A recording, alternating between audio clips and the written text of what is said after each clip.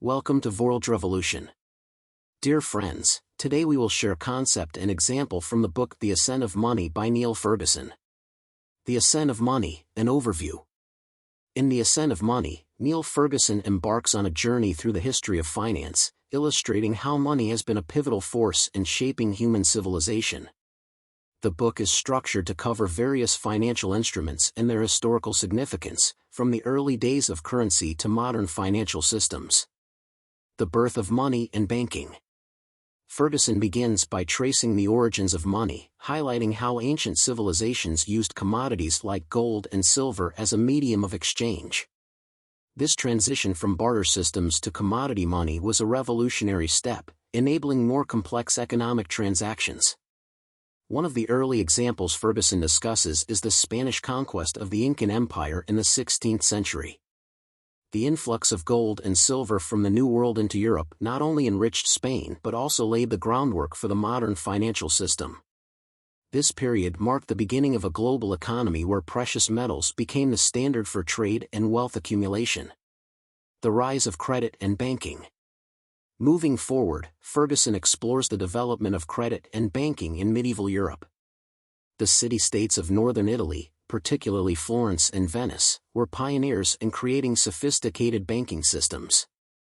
These early banks facilitated trade by providing credit, which allowed merchants to conduct business without carrying large amounts of physical currency.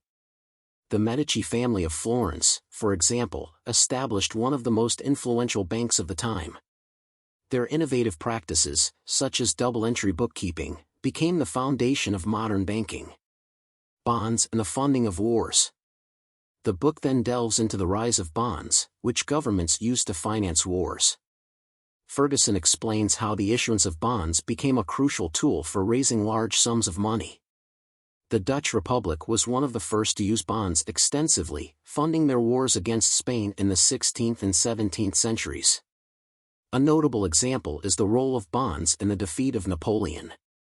The British government issued bonds to fund their military campaigns, demonstrating the power of financial instruments in shaping historical events. The stock market and bubbles. Ferguson also examines the evolution of the stock market, starting with the creation of the first joint stock companies in the Netherlands. These companies allowed investors to pool their resources for large-scale ventures, such as overseas trade expeditions. However, the stock market has also been prone to bubbles and crashes. Ferguson highlights several infamous bubbles, including the Mississippi bubble in France and the South Sea bubble in England. These events underscored the volatility and risks inherent in financial markets. Insurance and risk management. The concept of insurance is another critical topic covered in the book. Ferguson traces the origins of insurance back to ancient maritime ventures, where merchants sought to protect their investments against shipwrecks and piracy. Over time, insurance evolved to cover a wide range of risks, from life insurance to property insurance. One interesting example is the establishment of Lloyd's of London, which began as a coffee house where merchants and shipowners gathered to discuss and insure their ventures. This institution became a cornerstone of the global insurance industry. Housing and financial crises. Ferguson also explores the role of housing as a financial asset. He discusses how real estate has been both a source of wealth and a trigger for financial crises.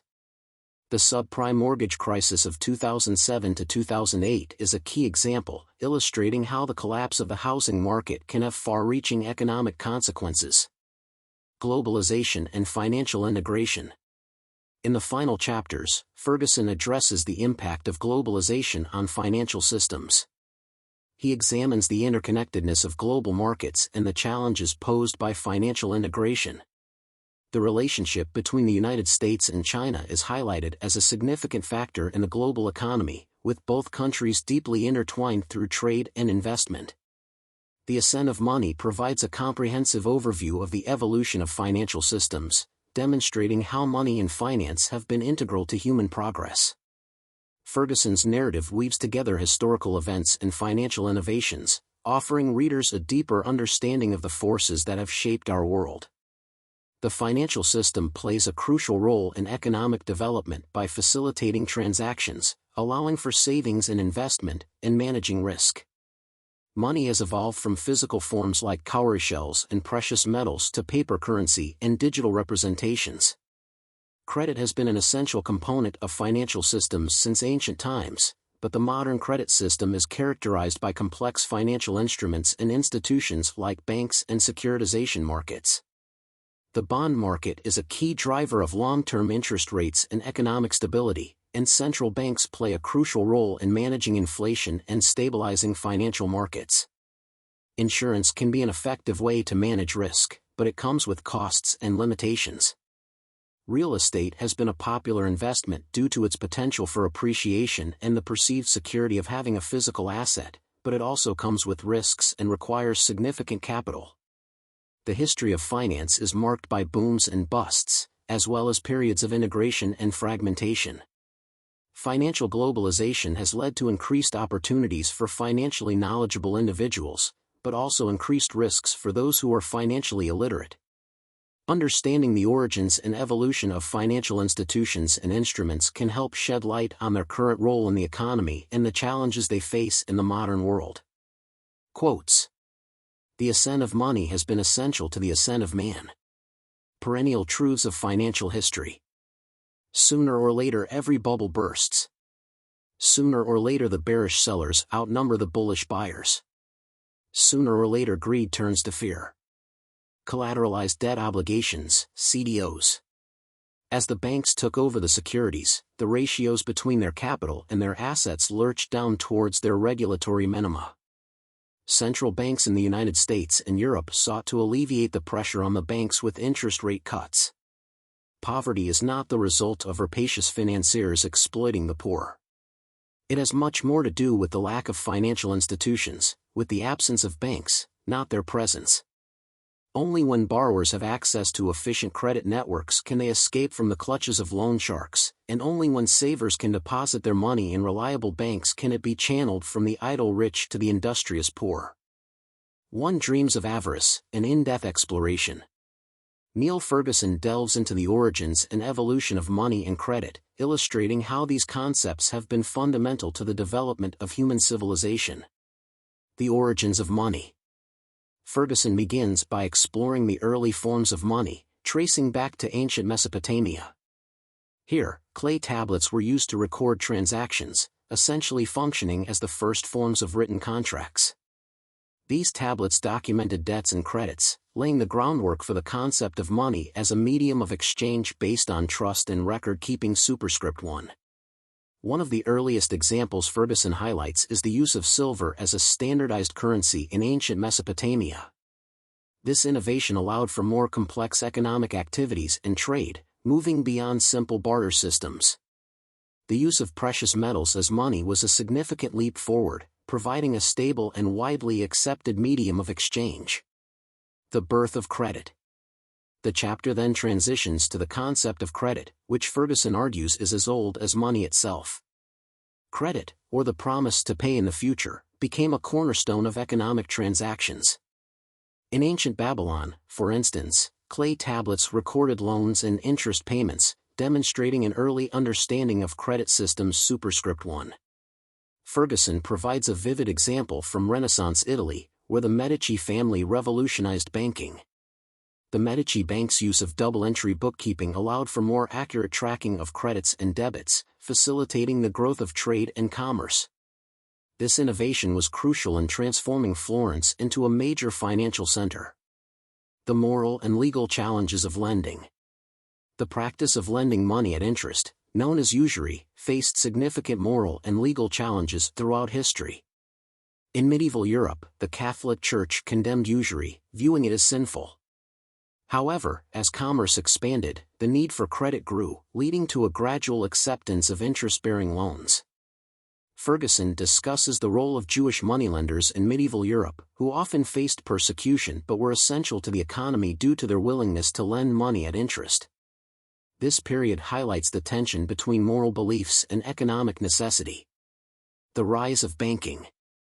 The chapter also covers the rise of modern banking, focusing on the innovations that made banks indispensable to economic growth. The Medici Bank, for example, not only provided loans but also facilitated international trade by offering letters of credit.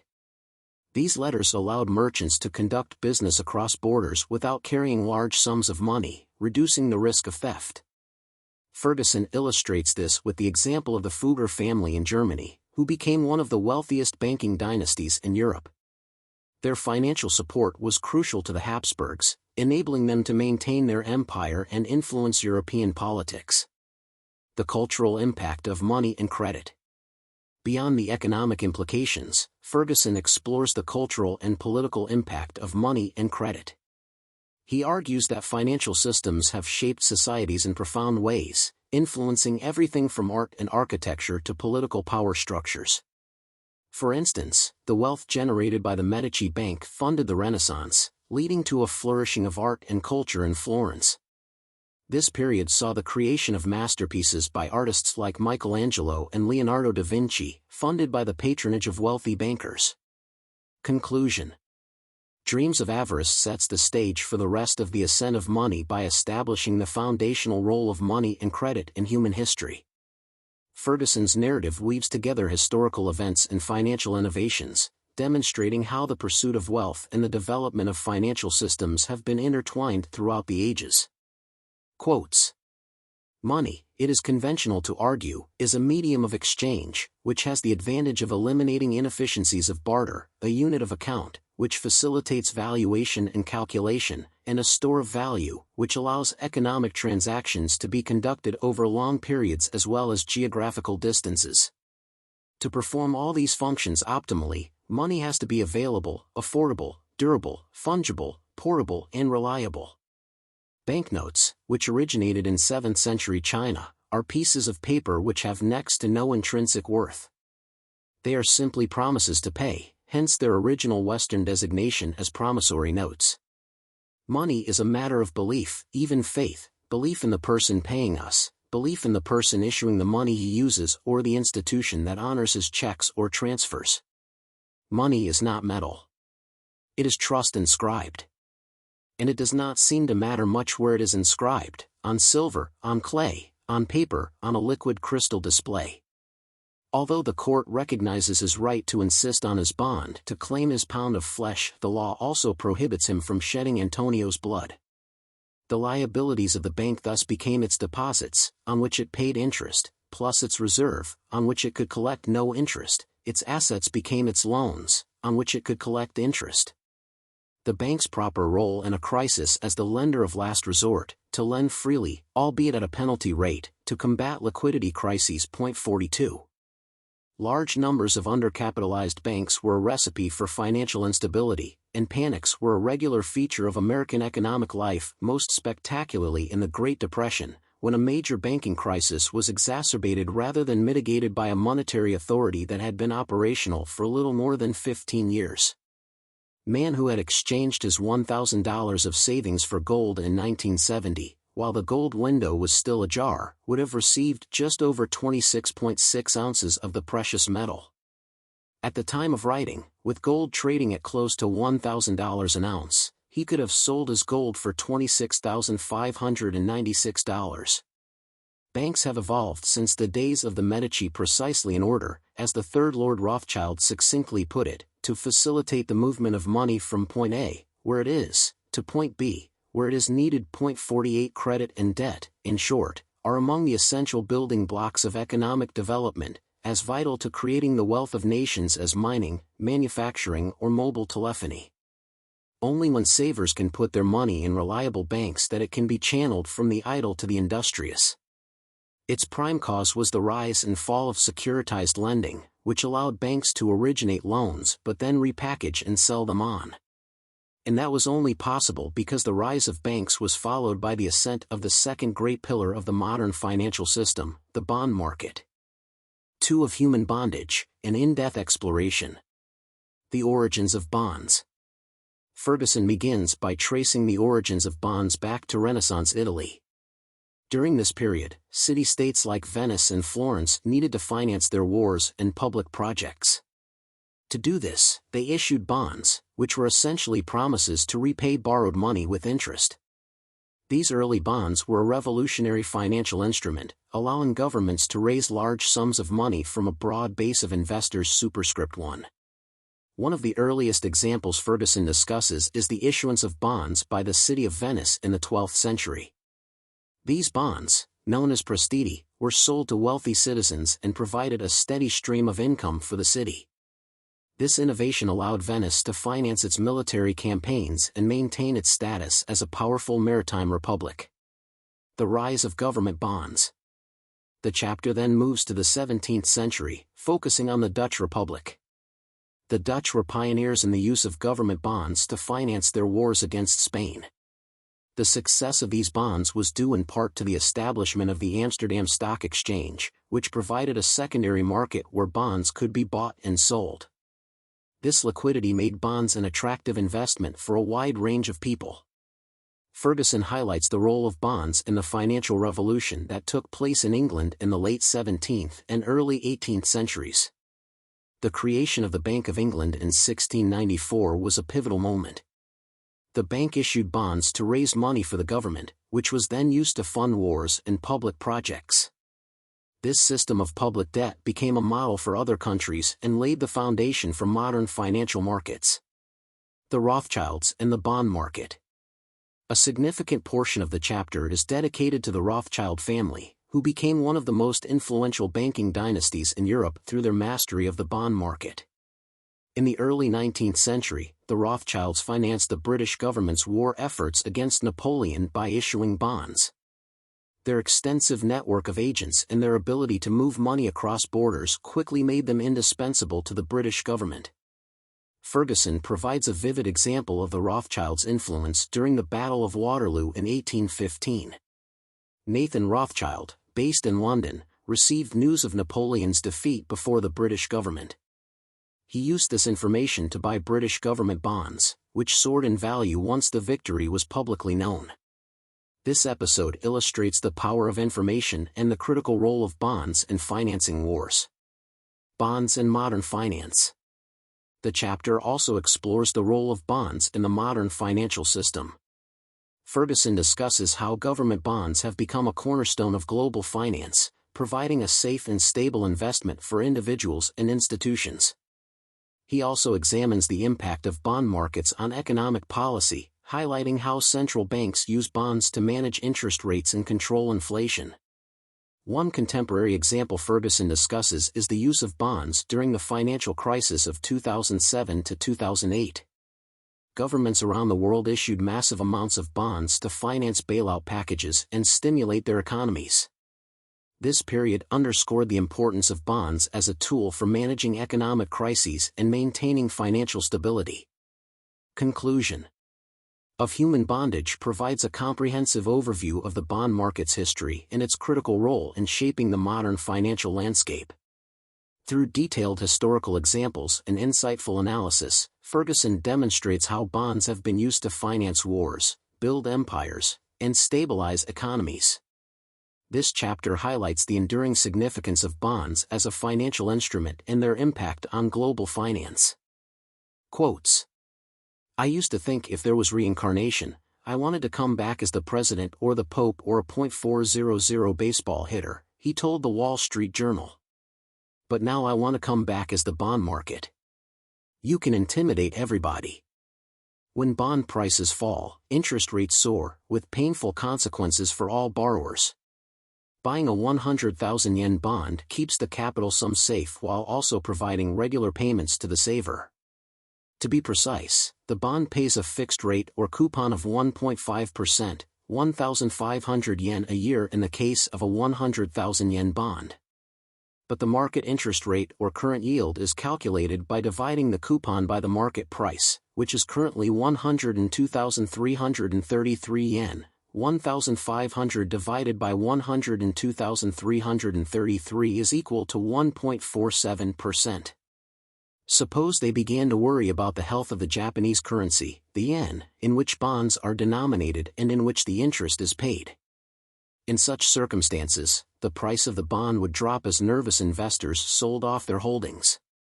Buyers would only be found at a price low enough to compensate them for the increased risk of a Japanese default or currency depreciation. bond markets have power because they're the fundamental base for all markets. The cost of credit, the interest rate, on a benchmark bond, ultimately determines the value of stocks, homes, all asset classes. Or, to reassure the bond market, does it cut expenditures in some other area, upsetting voters or vested interests? Or does it try to reduce the deficit by raising taxes? Remember that the interest is paid on the face value of the bond, so if you can buy a 5% bond at just 10% of its face value, you can earn a handsome yield of 50%. In essence, you expect a return proportional to the risk you are prepared to take. The state has to pay 50%, then even reliable commercial borrowers are likely to pay some kind of war premium.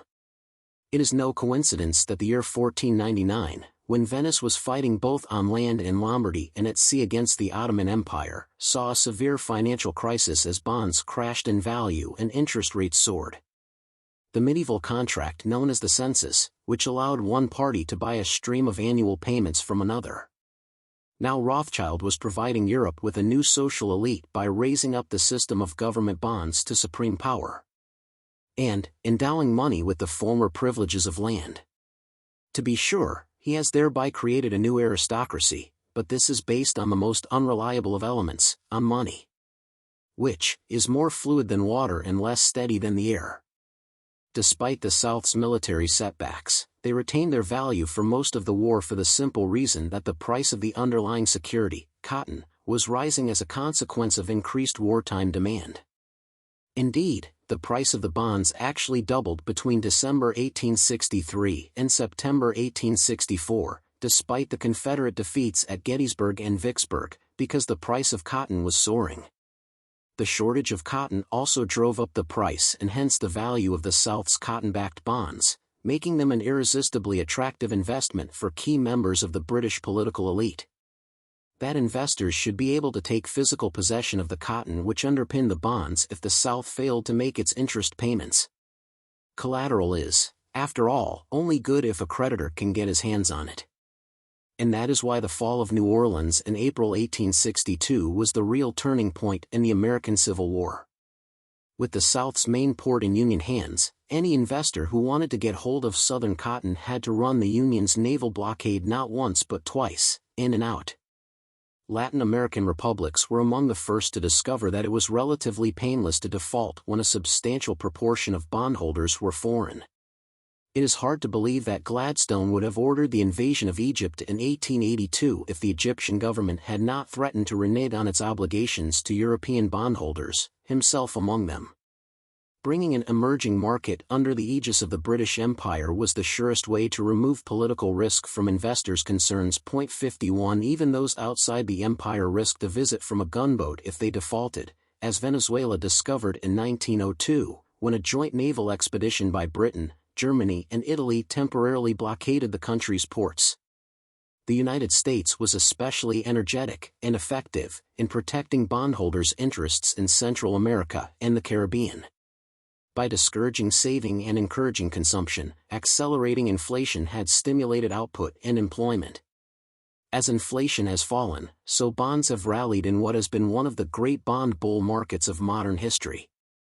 Even more remarkably, despite the spectacular Argentine default, not to mention Russia's in 1998, the spreads on emerging market bonds have trended steadily downwards, reaching lows in early 2007 that had not been seen since before the First World War, implying an almost unshakable confidence in the economic future. 3. Blowing bubbles. In the third chapter of The Ascent of Money, titled Blowing Bubbles, Niall Ferguson examines the phenomenon of financial bubbles, exploring their causes, impacts, and the lessons they offer. This chapter delves into historical examples of bubbles, illustrating how speculative manias have repeatedly led to economic booms and busts. The nature of financial bubbles. Ferguson begins by defining a financial bubble as a situation where the price of an asset rises significantly above its intrinsic value, driven by exuberant market behavior. Bubbles are often characterized by rapid price increases, widespread speculation, and a subsequent crash when the bubble bursts. The Dutch tulip mania. One of the earliest and most famous examples Ferguson discusses is the Dutch tulip mania of the 1630s. During this period, the prices of tulip bulbs soared to extraordinary levels, driven by speculative trading. Tulips became a symbol of wealth and status, and people from all walks of life invested heavily in them. However, the bubble burst in 1637, leading to a dramatic collapse in prices and significant financial losses for many investors. Ferguson uses this example to illustrate the irrational behavior that often accompanies bubbles. Despite the lack of intrinsic value in tulip bulbs, the speculative frenzy drove prices to unsustainable heights, demonstrating how market psychology can override fundamental economic principles. The South Sea Bubble. Another significant example is the South Sea Bubble of the early 18th century. The South Sea Company was granted a monopoly on trade with South America by the British government. This promise of vast profits led to a surge in the company's stock price, fueled by speculative investment. However, the company's actual trading ventures were far less profitable than anticipated, and the bubble burst in 1720, causing widespread financial ruin. Ferguson highlights the role of government and financial institutions in this bubble. The British government and prominent figures, including members of Parliament, were heavily involved in promoting the South Sea Company, which added to the speculative fervor.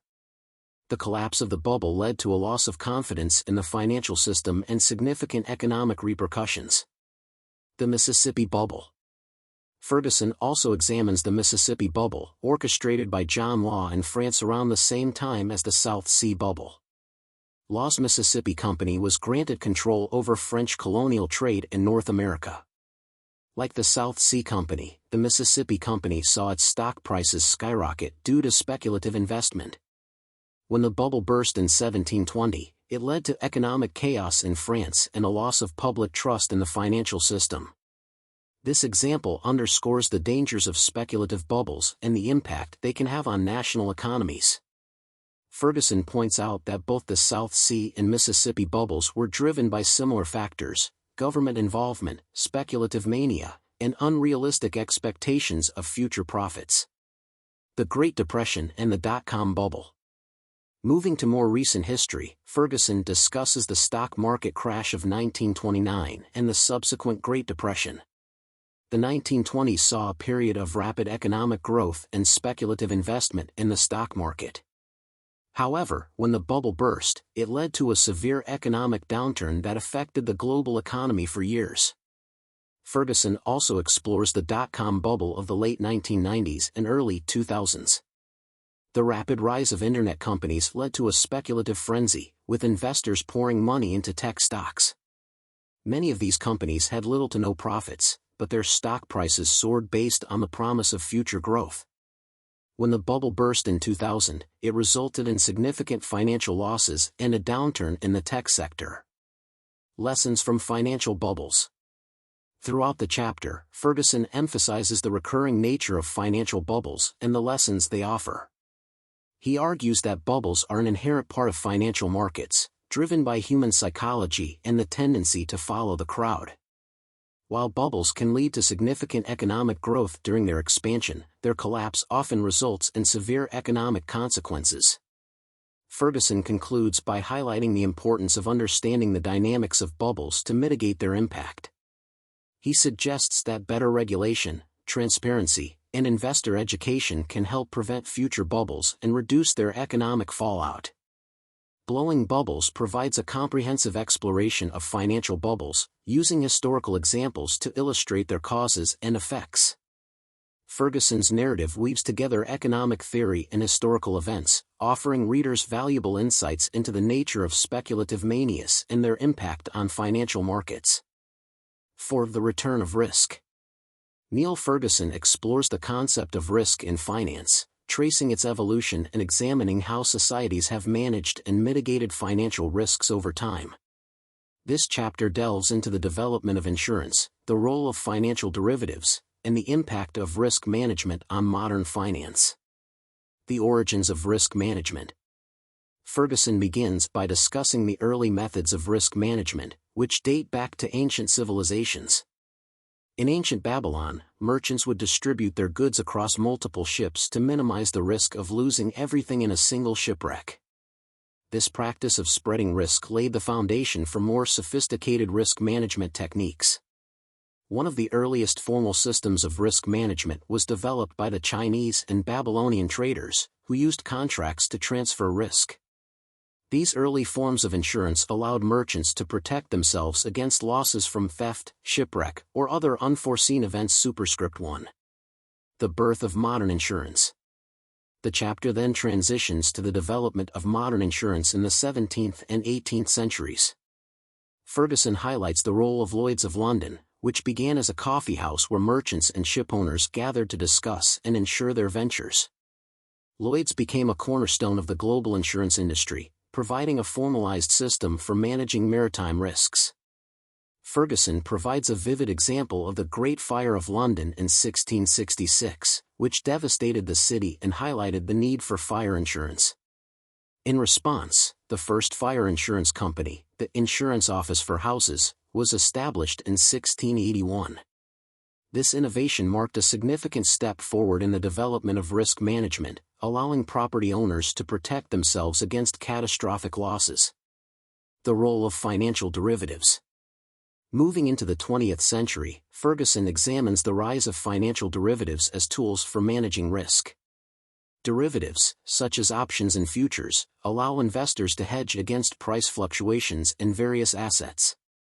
These financial instruments have become essential components of modern finance, enabling businesses and investors to manage a wide range of risks.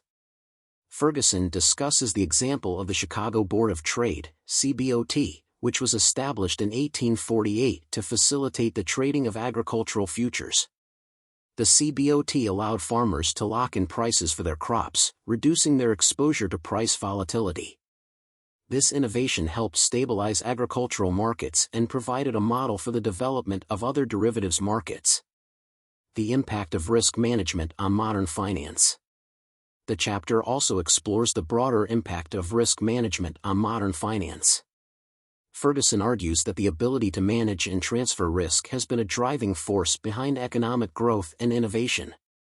By providing a safety net against financial losses, insurance and derivatives have enabled businesses to take on more significant projects and investments. One contemporary example Ferguson discusses is the use of credit default swaps, CDS, during the financial crisis of 2007 to 2008. CDS are a type of derivative that allows investors to hedge against the risk of default on debt securities.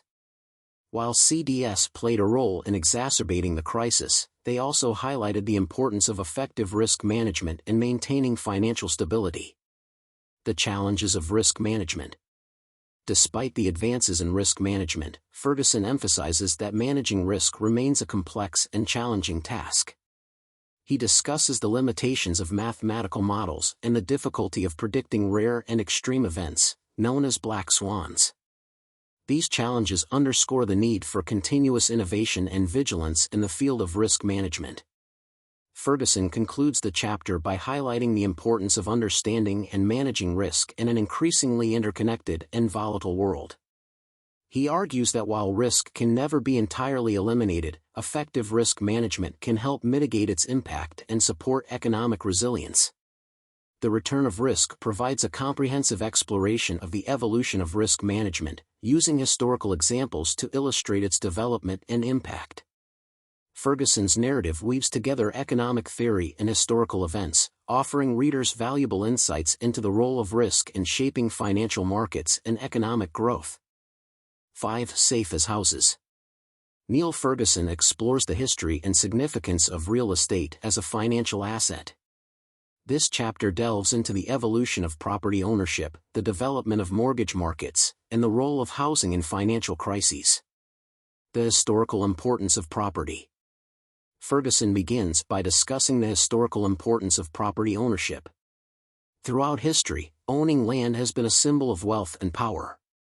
In medieval Europe, land ownership was the basis of the feudal system, where lords owned vast estates and peasants worked the land in exchange for protection. One of the earliest examples Ferguson highlights is the enclosure movement in England during the 16th and 17th centuries. This process involved converting common land into private property, which allowed for more efficient agricultural practices but also displaced many rural workers. The enclosure movement laid the groundwork for modern property rights and the capitalist economy. The rise of the mortgage market. The chapter then transitions to the development of the mortgage market, which has been crucial in making property ownership accessible to a broader population. Ferguson traces the origins of mortgages back to medieval Italy, where the first recorded mortgage contracts were used to finance property purchases. Ferguson provides a vivid example from 18th century America, where the expansion of the frontier was financed through mortgages. Settlers could borrow money to buy land, using the property itself as collateral. This system allowed for rapid expansion and development, transforming the American landscape. The role of housing in financial crises. A significant portion of the chapter is dedicated to the role of housing in financial crises. Ferguson examines the housing bubble that led to the Great Depression in the 1930s. During the 1920s, there was a boom in real estate speculation, with many people buying property on credit. When the bubble burst, it led to widespread foreclosures and contributed to the economic downturn. Ferguson also discusses the more recent subprime mortgage crisis of 2007 to 2008. This crisis was triggered by the collapse of the housing market in the United States, where risky lending practices and speculative investments led to a massive bubble. When the bubble burst, it resulted in a global financial crisis, highlighting the interconnectedness of modern financial systems. The global impact of real estate. The chapter also explores the global impact of real estate markets. Ferguson highlights the example of Japan in the 1980s, where a real estate bubble led to a prolonged economic stagnation known as the Lost Decade. The collapse of property prices had far-reaching effects on the Japanese economy, demonstrating the significant impact of real estate on national economies. Ferguson further examines the role of real estate in emerging markets, such as China. The rapid urbanization and economic growth in China have led to a booming property market, with significant investments in real estate. However, this growth has also raised concerns about the sustainability of the market and the potential for a future bubble.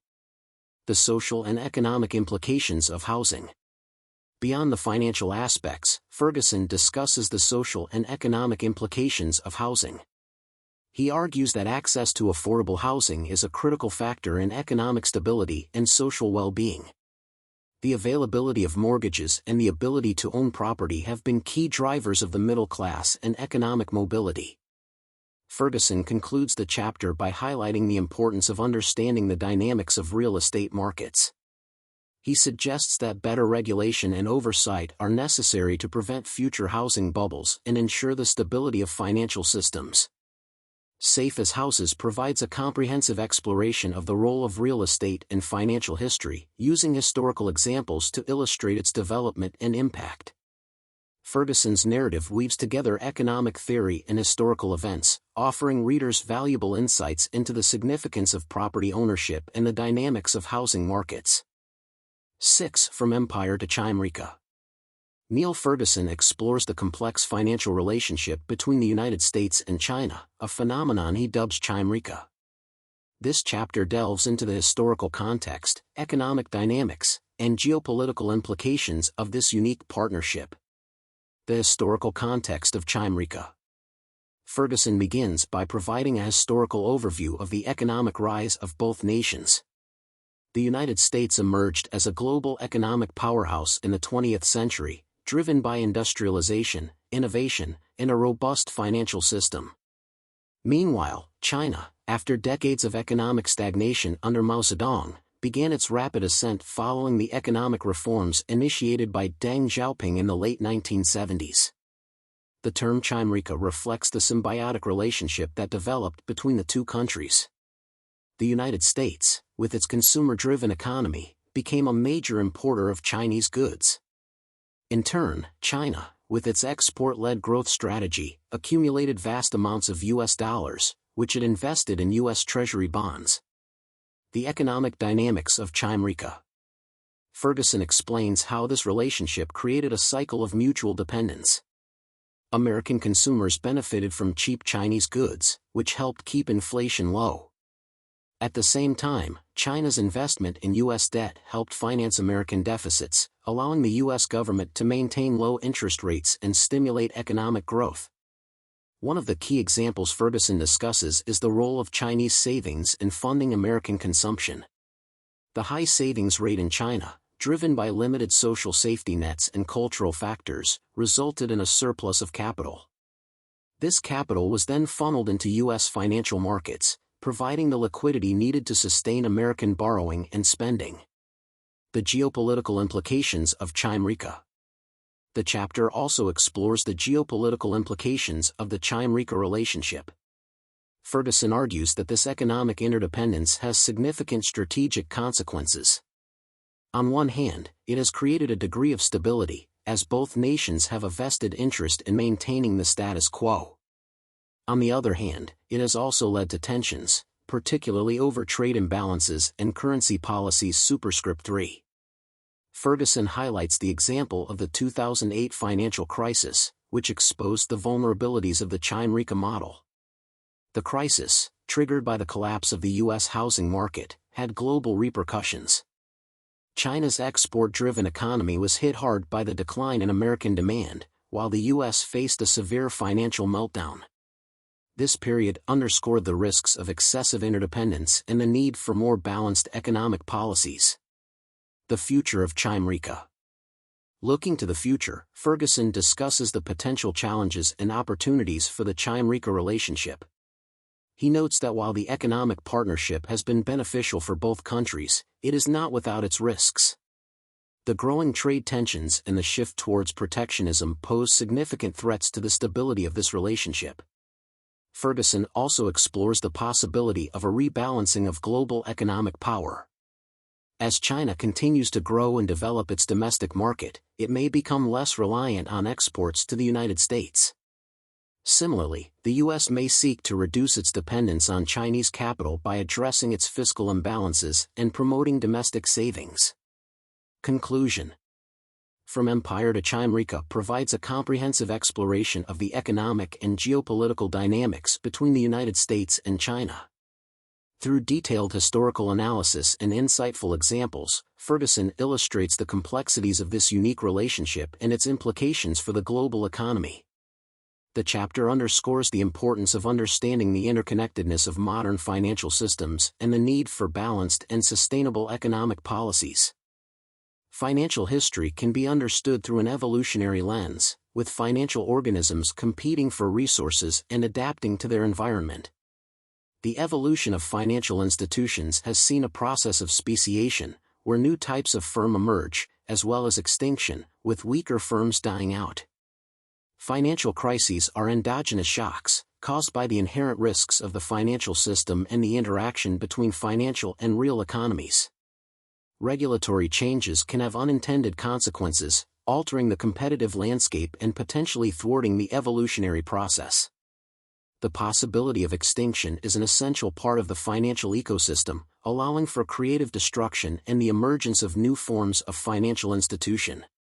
Understanding the origin of financial species is crucial to comprehending the fundamental nature of money and its role in valuing ourselves and the world around us. Quotes. It is not the fault of the mirror if it reflects our blemishes as clearly as our beauty. Thank you for listening. I hope this content is useful to you. If you like this kind of content, please like, share, and subscribe to our channel to support our team.